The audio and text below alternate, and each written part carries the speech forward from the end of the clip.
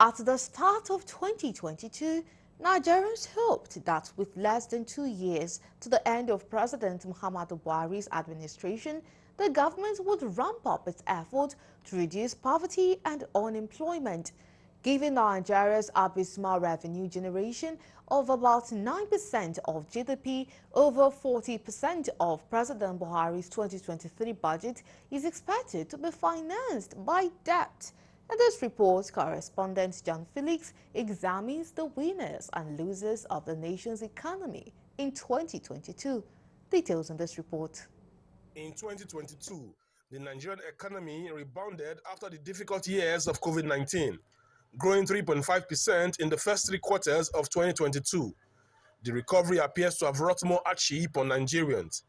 Economic experts, while underscoring how Nigeria has fared in the outgoing year, say socio-economic conditions have since worsened, just as budget deficits have also ballooned to nearly 5% of GDP, more than the 3% recommended by the Fiscal Responsibility Act of 2007.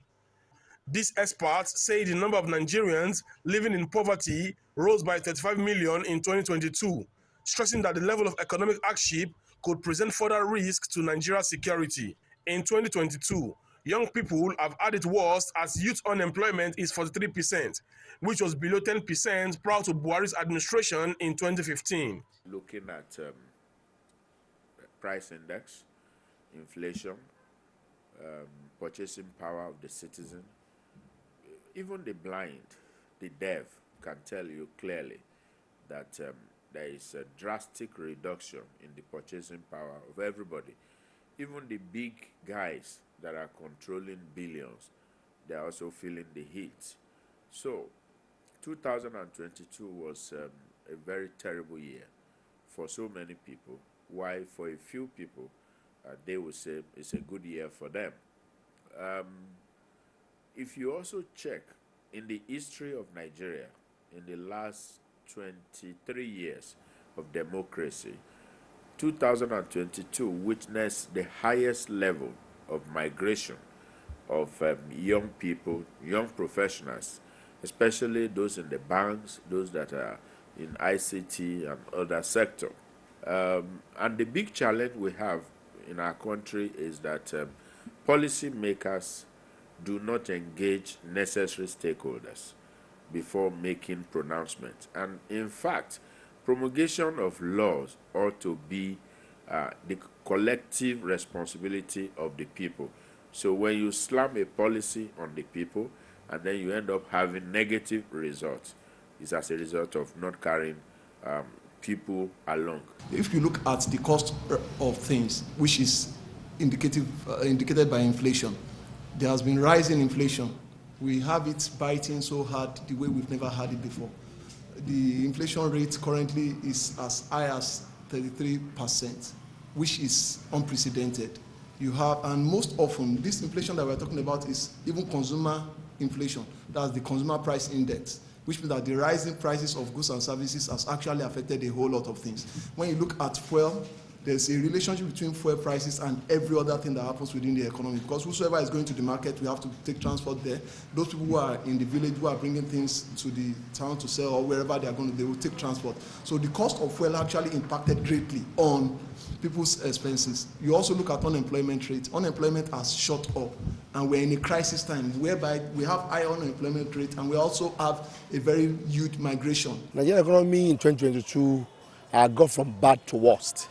If you look at the economic indicators, by the time we were saying Happy New Year for 2022, the price of a diesel per litre was 288 naira.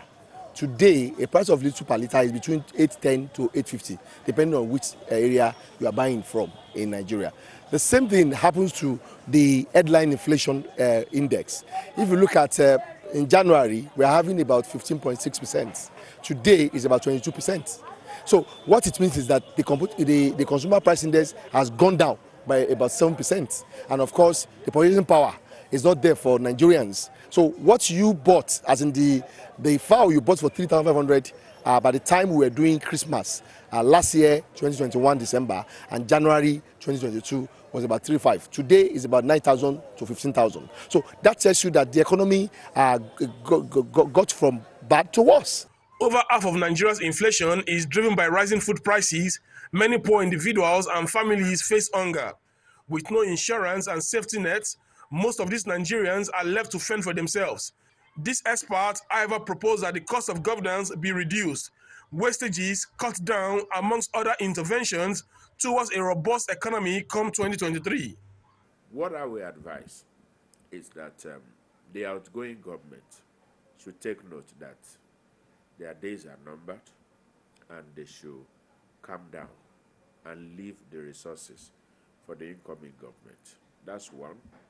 We have a duty to play as a people to ensure that we get ready to vote properly. But my advice to government will be that in the coming year, let's see how we can do a review and a reform of the civil service. Our recurrent expenditure doesn't make sense at all. We have too many agencies. So then government should embark on aggressive arrangements on private partnership participation.